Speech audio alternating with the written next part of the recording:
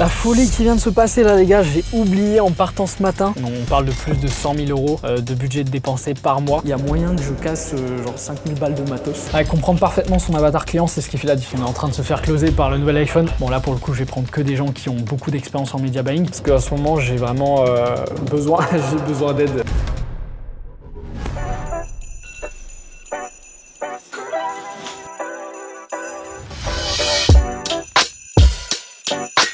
Une journée dans ma vie de média buyer et de CEO d'agence de publicité. On est parti. Bon évidemment vous allez entendre la pluie tout le temps quand je vais me balader dans les rues etc. parce qu'on est à Amiens dans le nord de la France.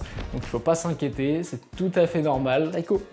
Taïko, dis bonjour. Dis bonjour à la caméra, Taïko. Pour vous dire, je vais même mettre mes chaussures avec vous avant de partir. Pour vous montrer qu'il n'y a pas de bullshit, il n'y a pas de tout ça. Là, on est vraiment sur un 24 heures avec moi. Le but, c'est que ce soit le plus authentique possible. Je vous montre à quoi ressemble mon quotidien. Il n'y a pas de filtre, pas de quoi que ce soit. Vous verrez que c'est pas forcément aussi sexy que ce qu'on voit des médias buyers à Bali ou dans d'autres villes. Je suis très content de vous montrer tout ça aujourd'hui. On part jamais sans l'Osmo, évidemment. Bon, là, je suis en train de filmer avec, mais là, c'est un peu le bordel. Et j'espère que vous allez kiffer. Allez, à tout. Bon, je vous avais pas menti, hein. C'est la stricte vérité. Il fait jamais beau ici. Mais bon, on a le smile toujours. On garde toujours le côté positif. Moi, personnellement, ça me permet de plus charbonner. Tu vois, quand il fait moche comme ça, j'ai qu'une envie, c'est juste de bosser, tu vois.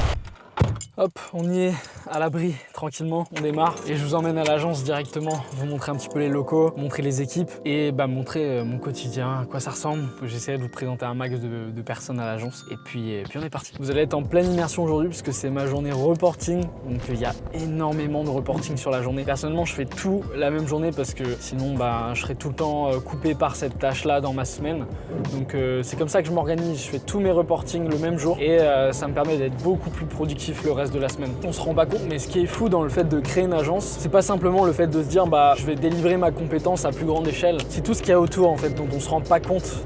C'est manager des équipes, recruter des talents, développer une vision et surtout une culture d'entreprise pour que les gens restent aussi et continuent de travailler chez vous. Mais si avec ça irait. Il y a tout le côté RH, le côté pôle commercial qu'il faut monter, voilà, le côté fiscalité aujourd'hui parce qu'on est en France, énormément de choses en fait qu'il faut apprendre sur le tas. On vend beaucoup du rêve avec le SMMA ou d'autres choses, mais la réalité aujourd'hui c'est que si vous voulez avoir des équipes, je sais que le SMMA c'est pas forcément ça, c'est de prendre des freelances à droite à gauche, etc. Aujourd'hui, si vous voulez vraiment avoir une agence, tout dépend de vos objectifs après, mais si vous souhaitez la revendre, si vous souhaitez prendre de la private equity dans des marques e-commerce ou dans d'autres types de business, vous allez être obligé, quoi qu'il arrive, d'avoir vos propres équipes. Parce que c'est ça qui a de la valeur aujourd'hui. Quand vous avez une agence, c'est le fait d'avoir des équipes. C'est ça qui fait la valeur de votre agence. Concrètement, les gens qui vous disent mais délègue à des freelances, etc. Oui, c'est une solution à court terme, mais je me rends compte que de toute façon, c'est pas une solution viable sur le long terme. Si demain, je veux un business qui soit périn dans le temps, etc. En fait. Actuellement, je suis dans la phase de recrutement, d'essayer de trouver des talents. J'en ai trouvé un en alternance avec moi, mais aujourd'hui j'ai besoin de plus que ça, donc évidemment, d'ailleurs je mets cette petite annonce là, si vous souhaitez être media buyer ou / performance manager, pour moi c'est grosso modo la même chose, n'hésitez pas à m'envoyer un message même sur Instagram et on discutera ensemble, parce qu'à ce moment j'ai vraiment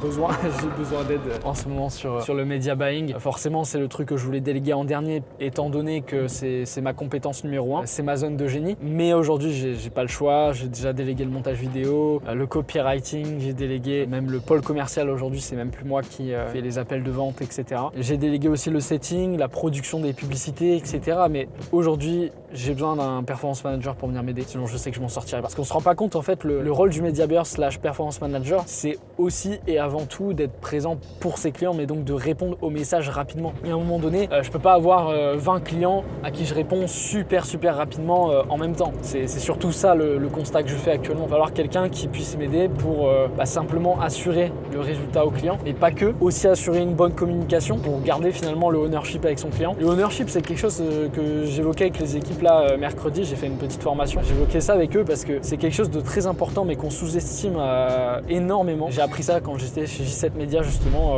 le CEO de J7 Media nous parlait de cette compétence à avoir, et en fait le ownership, peu importe le métier que vous faites, dans la prestation de service, quoi que ce soit, c'est simplement le fait, je dirais, que votre client vous écoute quand vous dites quelque chose. Et surtout, au-delà qu'ils vous écoutent, qu'ils respectent vos décisions et vos choix, étant donné que c'est vous l'expert. C'est surtout ça que j'ai compris par rapport au ownership. Et j'ai surtout compris que quand on perdait le ownership, c'est très très dur à récupérer, d'une part. Pour le media buying, ça va être votre client commence à toucher à vos campagnes de publicité et en fait c'est problématique. C'est problématique pour plusieurs raisons. C'est qu'il ne vous fait pas confiance à 100% et vous perdez du ownership. C'est une compétence qui s'apprend beaucoup sur le terrain. C'est-à-dire qu'on ne peut pas dire à quelqu'un de le former sur le ownership. On peut lui donner de la théorie, mais en pratique, grosso modo, c'est de ne pas se faire bouffer par son client. Donc c'est un peu en pratique que ça va se passer. Voilà, on arrive. Alors là, comme ça, je vous avoue que ça paye pas de mine, mais vous verrez, l'intérieur est cool.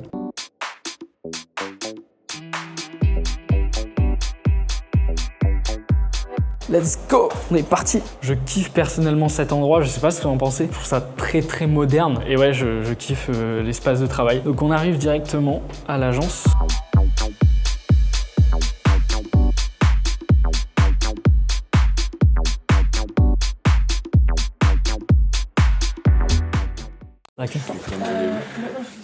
J'attends mon client. Ah merde! Il est là, je te laisse. Oh putain. Et hello, ça va? Ouais. Ça va? Ouais, toi. Ça va, Caro? Ouais, toi. Ouais. T'as pas loupé ton réveil? Non. Pourquoi? Je loupe mon réveil, moi, d'habitude. Vendredi. C'était pas le premier. Ah, c'est vrai que j'étais pas le premier. Ouais. C'est vrai que vendredi, j'étais pas le premier. Bon, alors là, Bastien, du coup, je vous présente. On alternant actuellement, on travaille ensemble là sur les campagnes publicitaires. On va se placer ici tranquillou. Donc là, je vous filme juste le petit bureau. Là, c'est le bureau de la direction. Et en ce moment, comme Bastien travaille avec moi, je suis en train de le former, donc on se met tous les deux dans ce bureau-là. Et puis là, on a la salle de pause. Donc là, tranquillement, on se pose ici le midi en général pour manger, pour discuter, etc. Donc c'est quand même assez grand, hein, franchement. Il y a juste un petit truc que je vous ai pas montré encore. Juste vous montrer le studio. Faut que j'allume la lumière. Si je marche sur un fil, il y a moyen que je casse genre 5000 balles de matos, donc je vais faire attention. Hop, voilà à quoi ça ressemble ici. C'est ici qu'on fait aussi des pack shots pour des produits. Donc là, vous voyez, on était en train justement de filmer, faire des shootings pour une box par abonnement. Ça, c'est d'ailleurs une marque qu'on a à l'interne du groupe, qu'on est en train de développer actuellement, qui n'est pas encore sur le marché, mais qu'on va développer. C'est vrai que j'en ai pas trop parlé sur YouTube, etc. Mais actuellement, donc j'ai mon agence de publicité qui s'appelle CWB, qui est une agence qui accompagne les marques e-commerce à passer en hyper croissance grâce à la publicité sur Meta, principalement. On aide aussi les infopreneurs. On a quelques infopreneurs aussi dans le portfolio. D'ailleurs, je suis super content parce qu'on accompagne beaucoup de numéro 1 dans l'infoprenariat, que ce soit Joanne Caroline sur le closing, que ce soit Sequoia dans numéro 1 dans la bourse, ou encore Road to Condor numéro 1 dans la niche de la séduction. Donc voilà, franchement, je suis trop fier de ça. Et le but, c'est qu'on fasse pareil avec les marques e-commerce, qu'on les fasse décoller ici. On a tout pour le faire. Donc on a, je vous le disais, mon agence qui s'appelle CWB qui accompagne les marques sur la gestion des campagnes. La personne qui s'occupe des shootings photo vidéo, des pack shots, shooting à Paris aussi avec des mannequins, etc. Donc c'est l'agence Rocket Labs qui s'occupe de ça. Actuellement, on est encore des petites agences, mais on est en plein développement. C'est-à-dire qu'on n'a même pas encore de site internet pour vous dire. Il y a juste donc dans le groupe l'agence GLX qui est une agence qui est en place depuis déjà 5 ans, qui eux ont déjà leur site internet, etc., qui sont déjà un petit peu plus en place et ils s'occupent de la création de sites internet, l'optimisation du taux de conversion, du panier moyen, etc. Bon là, il n'y a pas encore toutes les équipes qui sont là, évidemment. Le pôle commercial qui n'est pas encore arrivé. Je vous montrerai aussi les équipes du pôle commercial tout à l'heure.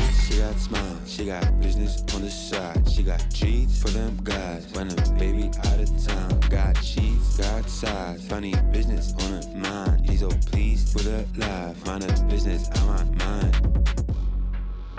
Bon, c'est assez classique, hein, dans toutes mes journées, j'enchaîne pas mal les réunions le matin, comme ça je suis débarrassé pour l'après-midi. Bon, sauf qu'aujourd'hui j'ai pas mal de reporting à faire, donc en vérité, je vais pas être trop débarrassé, ça va pas vendre forcément trop de rêves, mais c'est pas grave, le but c'est de te montrer une journée authentique dans ma vie de média buyer. Là, comme tu peux voir, vraiment mon planning il est rempli pour la journée, et là je vais simplement aller chercher à manger. Ce qui me prend aussi pas mal de temps en ce moment, c'est de former les équipes, donc là je suis en train de former un alternant qui va vraiment m'épauler sur le pôle média buying, que ce soit pour les reporting, etc. Et même pour que par la suite je puisse lui donner un portfolio de clients à gérer. Donc actuellement, savoir que je délivre tous mes clients encore, donc ça me prend énormément de temps. Donc, je suis encore dans l'opérationnel, donc là j'atteins les limites, je pense, de l'opérationnel, hein. C'est-à-dire que je délivre la totalité de mes clients. Bon, bien évidemment, comme je vous l'ai dit, j'ai tout délégué, tout ce qui est à côté, tout le reste je l'ai délégué, mais quand même ça prend beaucoup de temps même si c'est ma zone de génie, de gérer les campagnes continuellement, etc. Donc c'est un truc que je suis en train de déléguer, qui prend beaucoup de temps, parce que malgré tout, quand on est on va dire un pro dans son domaine, etc., c'est sa zone de génie qu'on a le plus de mal à déléguer. En plus j'adore ça, donc forcément c'est difficile, c'est pas très grave. Donc là, je suis parti chercher à manger. D'ailleurs, ce matin, j'étais en appel avec un client, c'était très intéressant. C'est le numéro 1 dans la vente des formations de closing sur le marché, donc c'est Joanne Caroline. Et pour le coup, c'est hyper inspirant de travailler avec ce genre de client-là parce que c'est des budgets dépensés vraiment très importants. Donc, on parle de plus de 100 000 euros de budget dépensé par mois. Donc c'est vraiment extrêmement intéressant et on apprend aussi beaucoup à côté de ces entrepreneurs-là qui sont des entrepreneurs à succès depuis plusieurs années. J'apprends constamment de ce métier-là. C'est vrai que le media buying, je pense que la chose qui me fait le plus kiffer, c'est d'être au quotidien avec des entrepreneurs à succès qui comprennent des choses que moi-même des fois je ne comprends pas. Bien évidemment sur la gestion des campagnes, sur le marketing, c'est moi qui vais leur apprendre des choses. Mais d'un point de vue business global, c'est eux qui vont aussi m'aider et m'apporter de la valeur en quelque sorte. Et c'est ça que j'adore en fait, c'est que j'évolue constamment d'un point de vue business en étant et en collaborant justement avec ces personnes-là. Donc c'est vraiment génial. Je pense que c'est un des aspects de ce métier que je kiffe le plus en vrai. On se retrouve juste après. La folie qui vient de se passer là les gars, j'ai oublié en partant ce matin de prendre ma bouffe et du coup là je viens d'aller la chercher sauf que j'avais oublié mes clés d'appartement. Donc heureusement mon colocataire était là. Il allait justement partir à l'agence. Donc faut savoir mon colocataire il s'occupe du closing. Il est également dans le pôle closing à l'agence. Donc du coup donc ça va, il m'a sauvé la vie. J'ai pu prendre mon plat parce que là j'enchaîne un call dans littéralement 20 minutes. Donc j'ai le temps de retourner à l'agence. Je mangerai plus tard. Du coup je mangerai vers 15h je pense. Et là j'enchaîne call de closing. Là pour le coup c'est une marque capillaire encore. J'ai beaucoup de marques capillaires dans mon portfolio. Peut-être parce que j'ai beaucoup de case study là-dessus, mais en tout cas c'est cool. Une nouvelle marque capillaire qui est intéressée par nos services d'agence. Donc simplement pour te résumer les process de nos agences, en général les marques elles commencent toujours par la création du site internet ou l'optimisation CRO du site internet. Donc l'optimisation CRO c'est tout ce qui est optimisation du taux de conversion. Et une fois que cette personne-là elle a optimisé son taux de conversion, en général on lui propose soit un shooting photo vidéo, soit on lui propose directement de créer des publicités. Et à ce moment-là, au moment où elle a créé des publicités, elle a son site internet qui est optimisé pour faire de la conversion, soit on va lui proposer de l'email marketing, soit directement la gestion des campagnes. Donc en général c'est là que j'interviens, c'est au moment de gérer les campagnes publicitaires que j'interviens pour gérer tout le marketing des marques e-commerce ou des infopreneurs. Bon, des infopreneurs en général ils n'ont pas forcément besoin d'un site internet, en général ils ont plutôt une landing page ou quelque chose comme ça, mais tout de même c'est important de faire les choses étape par étape je pense, et de pas simplement se focaliser sur le marketing en général. Pourquoi? Parce que si on dépense de l'argent sur quelque chose qui ne fonctionne pas à la base, qui n'est pas optimisé pour la conversion, et au final on risque de dépenser un petit peu de l'argent dans le vent, ce serait un petit peu dommage. Donc voilà pour tout ça, on est reparti. Je vais simplement filmer peut-être tout à l'heure quand je serai en appel pour vous filmer quelques petits rushs, quelques petits plans, et on se retrouve tout à l'heure pour un petit débrief.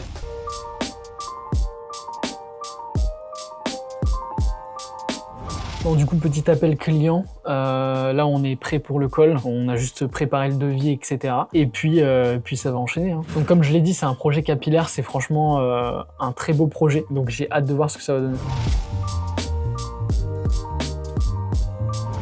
Hello, comment ça va? Et hello, ça va? On a dessiné un bon plan d'action pour la marque. On sait que du coup, on a un peu d'ancienneté sur la marque, qui a déjà eu des ventes, qui a un bon potentiel. Du coup, la marque, avant de vous présenter la proposition, tac. T'as tellement d'onglets. Mon Dieu, vous voyez pas, mais c'est un carnage. Ce qui peut être sympa, c'est de mettre aussi de la vidéo, c'est-à-dire que nous, sur on a beaucoup travaillé sur des bulles en fait de vidéos. Pour le taux de chargement du site, c'est vrai que c'est pas excellent. C'est pour ça que nous, on a tout regroupé. C'est surtout l'intérêt du groupe, c'est de mettre en synergie chaque pôle. Et donc vous allez voir, moi, en fait, quand je vais lancer les publicités, je vais analyser chaque métrique une par une. Où est-ce qu'il y a potentiellement des choses à améliorer. Merci à toi aussi. Bon, ça va mon pote? Comprendre parfaitement son avatar client, c'est ce qui fait la diff. Nous, pour le coup, là, j'ai rien à dire. Les CIO, ils connaissaient parfaitement leur avatar client. Tu vois. Donc ça, c'est sûr que c'est essentiel. Ouais. Soit tu connais par cœur ton avatar client, soit tu te mets face caméra, quoi. Y a pas le choix.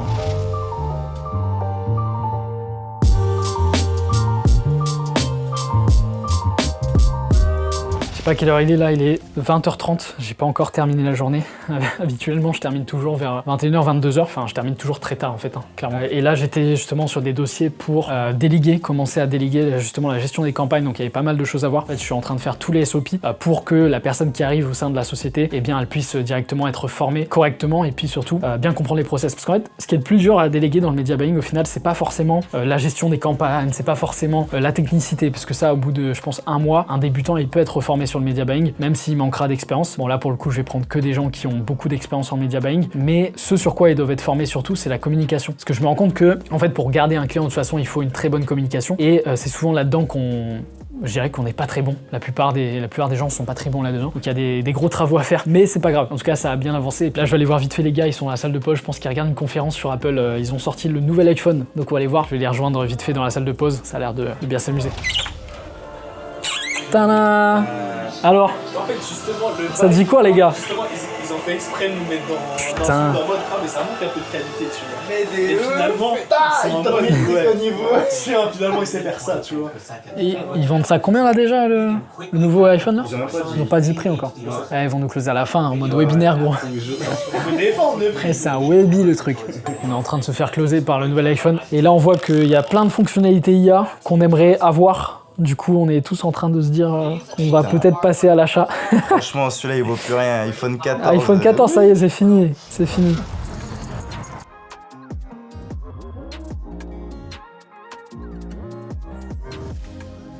Bon bah ça y est, je suis enfin rentré chez moi après une grosse journée. Donc finalement ça a terminé un petit peu plus tard parce qu'il est 22h. Donc on a pas mal discuté aussi avec mes associés, on discutait beaucoup de choses. Et bah là je vais juste terminer avec mon casque sur les oreilles et puis préparer ma journée de demain. Juste préparer la journée, préparer surtout les agendas, être certain que tous mes rendez-vous soient bien placés pour la semaine. Et comme ça je vais pouvoir m'organiser. Ça faisait pas partie de mon quotidien avant, pour être honnête. C'est-à-dire l'organisation c'était pas pour moi quelque chose de first dans ma vie de freelance auparavant. Mais bah, quand on crée une société, après c'est plus la même chose. Quand on commence à déléguer, c'est plus pareil. Et surtout quand on a des locaux, qu'on doit être présent avant ses salariés, avant tout le monde. Donc forcément, ça demande plus de responsabilités. Et je dois avouer que ça change complètement ma vie actuellement. Je voulais simplement te partager ça. En tout cas, ça m'a fait kiffer de te partager cette journée. Et j'espère que toi aussi, tu as pu apprendre à me connaître un petit peu plus et voir aussi quel est le quotidien d'un média buyer, un CEO d'agence de publicité qui démarre, parce que c'est le début. Mais en tout cas, ça avance bien. Je referai certainement des vidéos dans ce type d'ici quelques mois pour voir l'évolution.